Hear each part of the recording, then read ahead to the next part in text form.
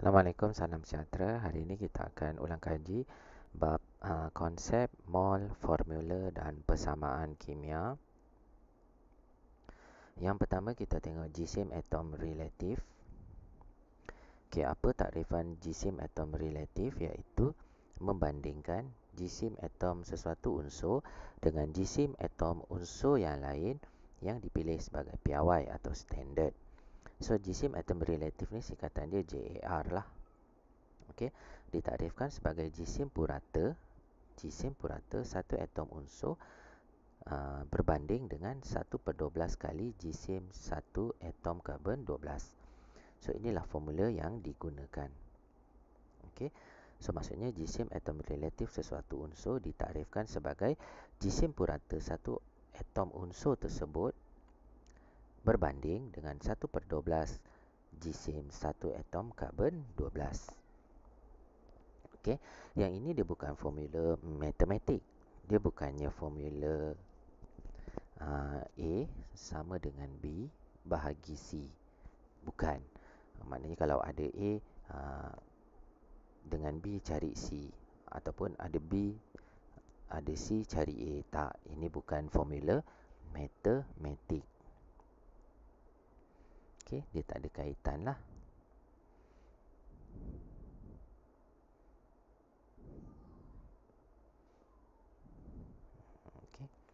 So, dia tak ada kaitan dengan kiraan matematik. Dia hanyalah takrifan apa itu jisim atom relatif. So, satu atom karbon 12 diberikan jisim tepat 12 unit. Jadi, 1/12 jisim satu atom karbon 12 sama dengan jisim satu atom hidrogen, iaitu 1 unit. Okey, tipsnya, jisim atom relatif ni bermaksud jisim nukleon jugalah, ataupun nanti kamu akan belajar jisim molar.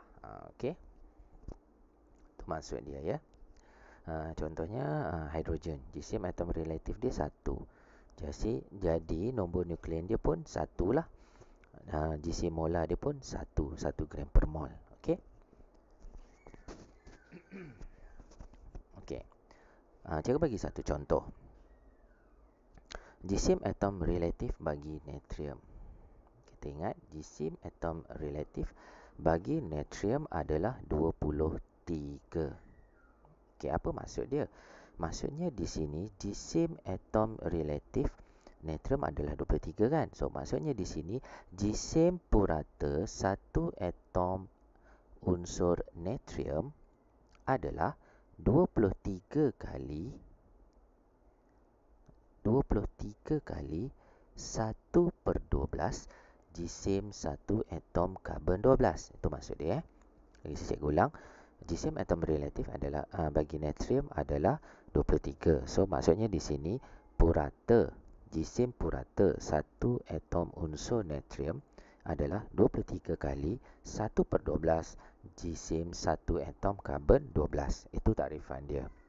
Okey. So, ini adalah takrifan. Ini bukan kira-kira. Ini bukan formula matematik. So, kamu kena ingat yang ini je. So, maknanya kalau jisim atom relatif 23 bermaksud 23 kali 1/12 jisim satu atom karbon 12. Ataupun kalau jisim atom relatifnya 64 bermaksud 64 kali 1/12 satu jisim atom karbon 12. Itu hanyalah takrifan. Okey. Okey. Tengok yang ini. Berikut adalah penerangan jisim atom relatif bagi helium. Okey. Okey, helium. Helium jisim atom relatifnya adalah 4. 4 kan? So, bermaksud kat sini, bermaksud jisim purata satu atom helium adalah 4 kali 1/12 jisim satu atom karbon 12. Kan? Mudah je kan? Okey. So, karbon 12 ni dipilih sebagai piawai atau standard kerana mudah dikendalikan memandangkan unsur ini merupakan pepejal pada suhu bilik. Kemudian karbon 12 juga mudah bergabung dengan unsur-unsur lain. Jadi unsur ini mudah dijumpai dalam kebanyakan bahan. So dalam banyak bahan kita akan jumpa banyak karbon lah. Contoh nanti masa tingkatan 5 kamu akan belajar kimia organik, kamu akan nampak bahawa asas bahan-bahan organik ni adalah karbon. Nanti kamu akan belajar tentang rantaian karbon, carbon chain. Kamu akan belajar. Itu adalah asas kimia organik. Menunjukkan bahawa karbon ni dia adalah universal lah, unsur yang universal, banyak dijumpai di mana sahaja. So sebab tu dia dipilih sebagai piawai atau standard untuk kiraan jisim relatif. Okey. Seterusnya kita tengok jisim molekul relatif. Sama sahaja dengan jisim atom relatif. Yang membezakannya adalah dia untuk molekul. Jisim atom relatif untuk unsur, jisim unsur. Sedangkan jisim molekul relatif untuk molekul. Contohnya molekul adalah air lah. Okay. So apa takrifan jisim molekul relatif? Sama macam jisim atom relatif. So kita tengok jisim molekul relatif bagi air adalah berapa? So jisim atom relatif hidrogen 1. Tapi dia ada 2 kan, H2O. So tambah dengan jisim atom relatif oksigen ada 16. So jumlahnya 16 campur 2, kamu akan dapat 18. So jisim molekul relatif bagi air adalah 18. So apa takrifan dia? Takrifan dia adalah jisim purata satu molekul air adalah 18 kali 1/12 jisim 1 atom karbon 12. Mudah kan? Okey. So kiraan jisim molekul relatif cikgu dah tunjuk tadi macam mana nak kira. Tadi air kan. Sekarang tengok karbon dioksida. Karbon dioksida. So karbon tu 12 kan? Campur oksigen 16. Tapi dia ada 2. So kamu selesaikan akan dapat 44. So itulah jisim molekul relatif. Okey. Seterusnya kita tengok jisim formula relatif. Tadi atom, ni molekul, kali ni formula. Formula ni maksudnya untuk sebatian lah, sebatian ionik. Dan juga apa-apa juga sebatian lah. Okey. So, jisim formula relatif ni sama macam jisim atom relatif, sama macam jisim molekul relatif. So, cara nak kiranya sama juga. Contohnya, magnesium klorida. So, kita tahu magnesium ni 24. Klorin 35.5. Tapi sebab dia ada 2 kan. So, bila kita tambahkan, kita dapat 95. So, jisim formula relatif bagi magnesium klorida adalah 95. So, apa takrifan dia? Takrifan dia adalah jisim formula relatif bagi magnesium klorida. So, maksudnya takrifan untuk jisim formula relatif magnesium klorida adalah purata. Jisim purata magnesium klorida adalah 95 kali 1/12 jisim atom karbon 12. Itu maksud dia. Okey. So sama je macam tadilah. Okey, konsep dia sama. Sekarang kita tengok konsep mol pula. Mol ni dia adalah unit SI lah. So mol ni simbolnya juga mol. So unit SI untuk kuantiti suatu bahan. So 1 mol bahan mengandungi 6.0221476 kali 10 kuasa 23 entiti asas bahan tersebut atau lebih dikenali sebagai pemalar Avogadro. Atau bahasa mudah dia bermaksud 1 mol bahan mengandungi 602 trilion zarah asas bahan tersebut. Itu maksud dia lah. So kita panggil pemalar Avogadro lah. Okey. So tengok pada nombor 3, ini bermakna 1 mol bahan, 1 mol bahan contohnya 1 mol bahan atom kuprum, 1 mol bahan molekul air, 1 mol bahan natrium klorida, sebatan natrium klorida adalah mengandungi 602 trilion zarah. Itu maksud dia. Okey. Okey, seterusnya kita tengok bilangan mol dan bilangan zarah. Ini baru masuk formula matematik lah. So, formula yang pertama kamu akan belajar adalah bilangan mol, iaitu N, simbol bilangan mol adalah N italic So bilangan mol N bermaksud bersamaan dengan bilangan zarah bahagi pemala Avogadro. Okey. So daripada sini kamu boleh dapat bilangan mol. Kalau kamu ada bilangan zarah dan kamu bahagikan dengan nombor Avogadro, kamu akan dapat bilangan mol lah. So boleh juga kamu guna konsep yang ini Bilangan mol darab dengan nombor Avogadro, kamu dapat bilangan zarah. Bilangan zarah bahagi nombor Avogadro, kamu akan dapat bilangan mol. So contoh paling mudah adalah berapakah bilangan atom yang terdapat dalam 0.5 mol magnesium. So kamu ada bilangan mol dia 0.5. Bilangan zarah ni tak tahu. Kamu ada pemala Avogadro. So mudah je lah, 0.5 darab dengan pemala Avogadro. Dapatlah. Ini jawapan dia. 3.01 darab 10 kuasa 23 atom, zarah atom. Okey, mudah je kan?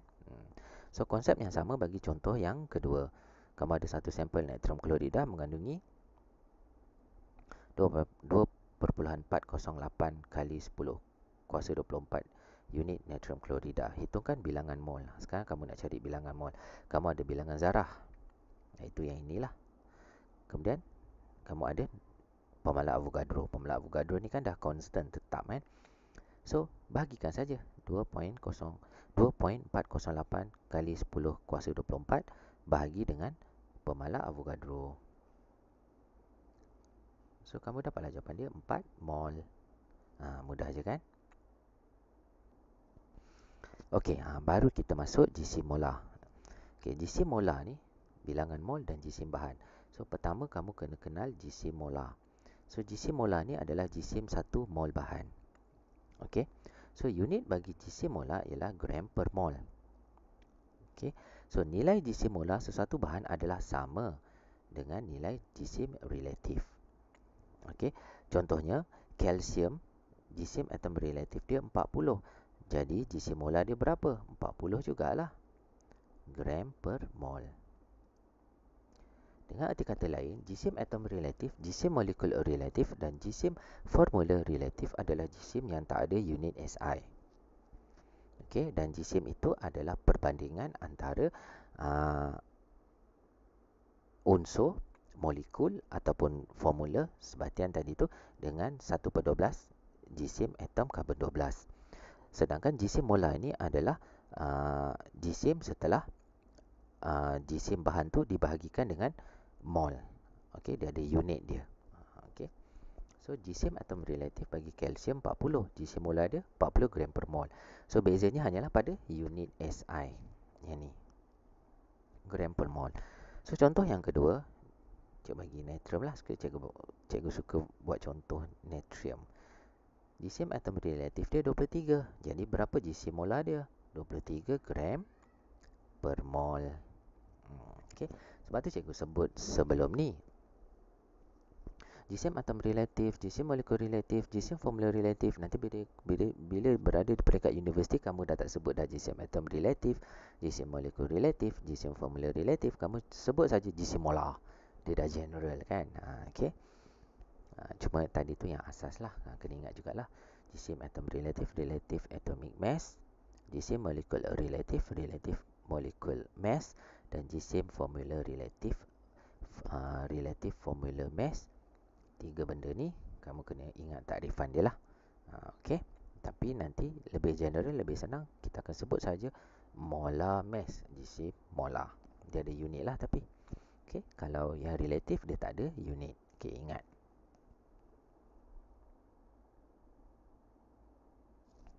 Okey, kiraan bilangan mol dan jisim bahan. Baru kita masuk formula yang kedua, iaitu bilangan mol jisim gram bahagi jisim molar, gram per mol. So boleh juga kamu guna konsep yang ini. Bila ada bilangan mol, kamu darab dengan jisim molar, kamu dapat jisim. Bila ada jisim, kamu bagi jisim molar, kamu dapat bilangan mol. Okey, contohnya, berapakah bilangan mol yang terdapat di dalam 14.9 gram kalium klorida? So kamu ada jisim. Okey, 14.9.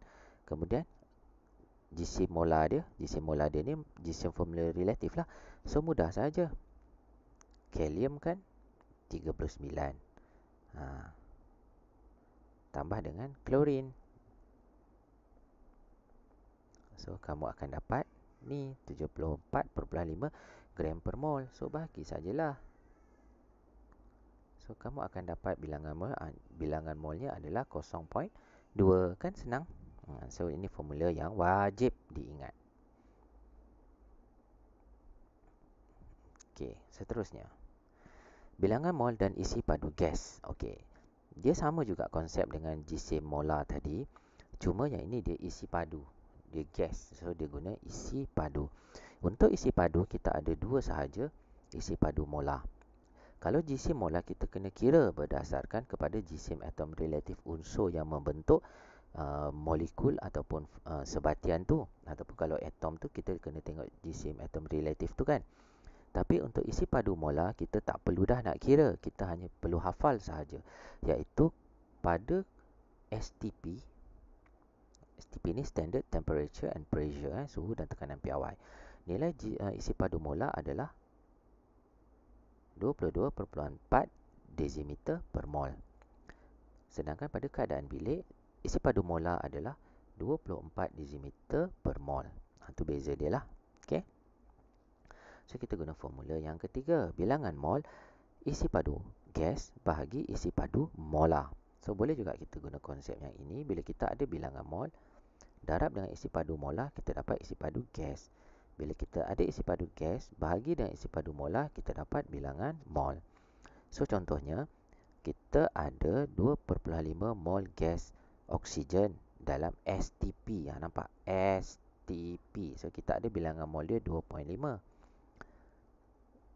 Isi padu molar dia, STP, maksudnya, darablah kan, bilangan mol.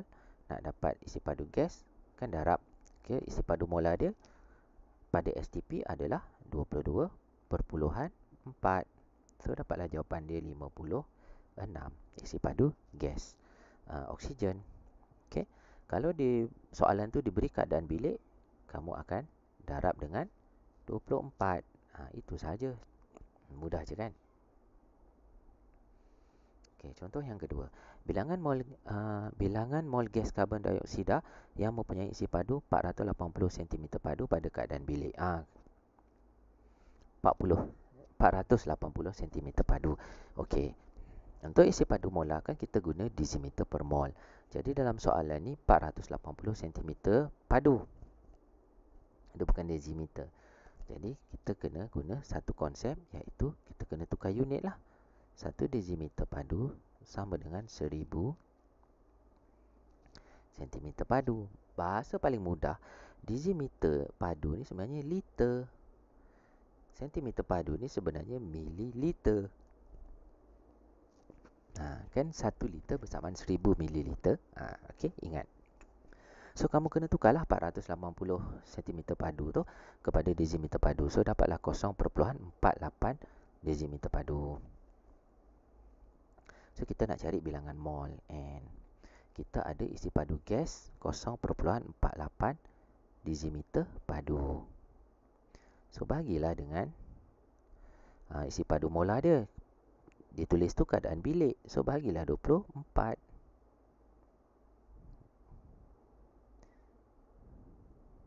Okey. So, kamu dapatlah jawapan 0.02 mol. Kan? Okey. Mudah je kan? Mudah sangat ni. So, inilah dia punya rumusan formula mol. Daripada jisim, kita boleh dapat bilangan mol melalui darab jisim molar dan berbalik bahagi jisim molar. Pada bilangan mol, kita boleh dapat isi padu gas kalau darab dengan isi padu molar, dan berbalik bila bahagi isi padu molar. Dan pada bilangan mol juga kita boleh dapat bilangan zarah dengan darab pemalar Avogadro, dan berbalik bahagi pemalar Avogadro. Okey. So, mudah saja. Okey, latihan semua dah buat kan? Okey, sampai sinilah ulang kaji kita. Itu sahaja. Salam sejahtera dan selamat belajar.